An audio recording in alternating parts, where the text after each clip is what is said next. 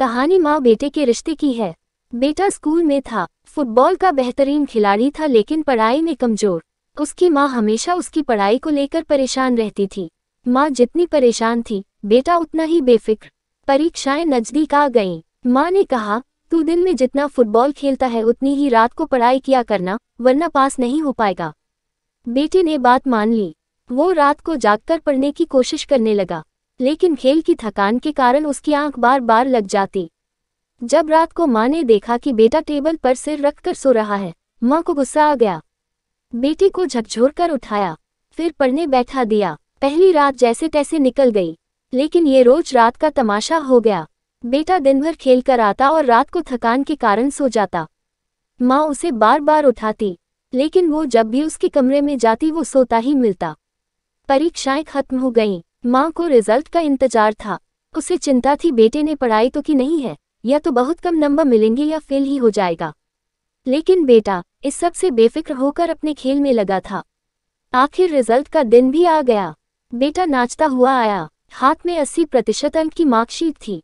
माँ हैरान थी, पढ़ाई तो की नहीं, लेकिन इतने अच्छे नंबर कैसे आ गए। माँ ने बेटे से सख्ती के साथ पूछा, जब पढ़ाई नहीं की तो 80% नंबर कैसे मिल गए। तूने जरूर कुछ गलत किया है या किसी की नकल करके पास हुआ है।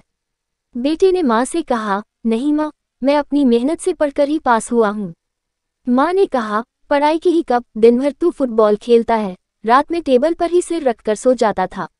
मैं रात भर आकर तुझे जगाती थी, लेकिन फिर थोड़ी देर बाद ही मुझे सोता हुआ मिलता। बेटे ने कहा, माँ जब मैं पढ़ने बैठता और नींद लग जाती तो आप जगा देती थी। मैं फिर थोड़ी देर पढ़ लेता और नींद आने पर सो जाता। फिर थोड़ी देर बाद आप जगा देती थी, इसलिए मैं थोड़ा पढ़कर सो जाता था। जब आप आती तब तक एक झपकी पूरी हो ही जाती थी। इस तरह थकान भी नहीं होती और पढ़ाई भी हो गई। माँ ने पूछा, वो तो मैं जगा देती थी तो पढ़ लिया, अगर मैं जगाती ही नहीं तो क्या होता।